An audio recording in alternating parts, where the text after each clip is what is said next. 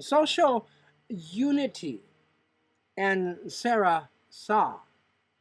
Do you sometimes wonder about things in a way of socialism when we're warned not to be social?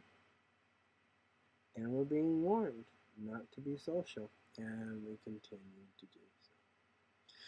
One of my sisters lived in England for 11 years, and her husband kept warning her, don't go eat with those people, and she did. And she'd buy their dinner, and she'd take him out to lunch, and she was warned not to eat with him, but she did. And she had a stroke. So she had to let her business and her office go and sit at home, and she didn't like it.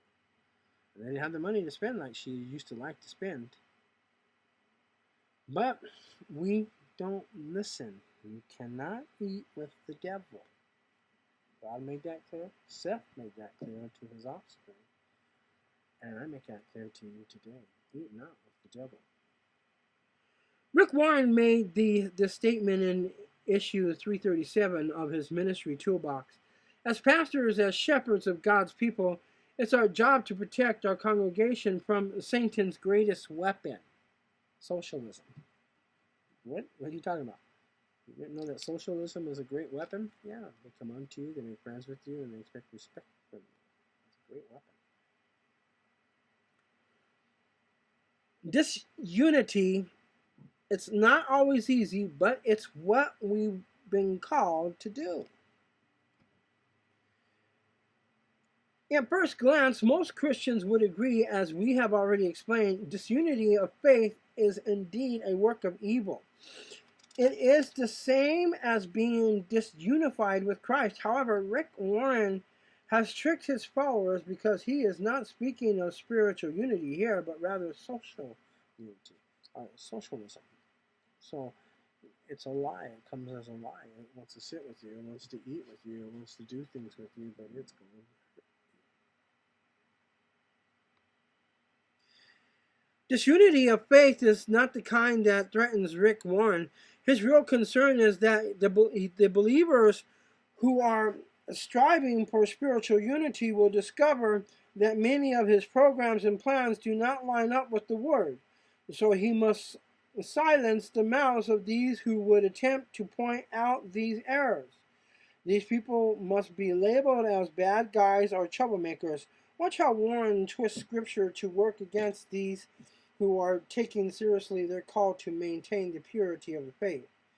He quotes Titus 3:10 from the New International Version of the Bible, which states, warn a divisive person. I'm warning you today. I'm warning you against this, to be careful. I'm telling you the truth.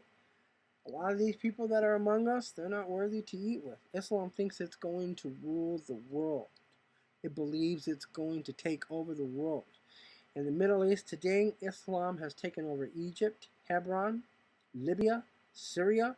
Those are all Islamic states now. They are no longer Muslim. People say, what's the difference? The difference is that Islamics have to submit to the Muslim faith, and now because they've submitted to the Muslim faith, they want to be Muslim. They want to be Islamic. To be Islamic is to be under the Muslim finger. They want to be Muslims. They want to call us Islamics. They want us to submit because we're Christians.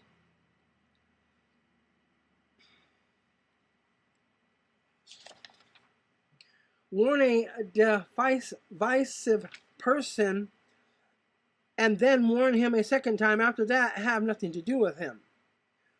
Warren says this means that after 2 warnings, a pastor may have to remove a divisive person from his church. But what is meant by divisive? Of course, Rick Warren is referring to those who refuse to comply with his established church programs, even if they are unscriptural. However, if we look at the King James Version of the Bible, we can clearly see that the Lord really meant by a divisive person. The King James Version says, a man that is a heretic after the first and second admonition reject. A heretic speaks of one who was out of unity, spiritually speaking, not socially speaking. This is another reason Many of the modern translations of the Bible can be very dangerous. False prophets can use their wording to further deceive the people and continue in their ungodly directions. So here we see that they're quoting that if a man be spiritually unwound, if a man have no love in his heart, if a man can't be asked a question about God and him give an intelligent answer in the spirit as well as the flesh, then he need to be asked to leave the church after the second time to be led into a direction of his destitution. While that destitution will hurt the rest of the church or many of the fellows of the church, or will cause controversy and contempt in the church. This is College Classic Campus Hits. That's what's happening in the United States of America since we elected Barack Obama as president. Did you not find it strange that Barack Obama fought for Islam? I didn't. I knew he would. That's why I didn't vote for him.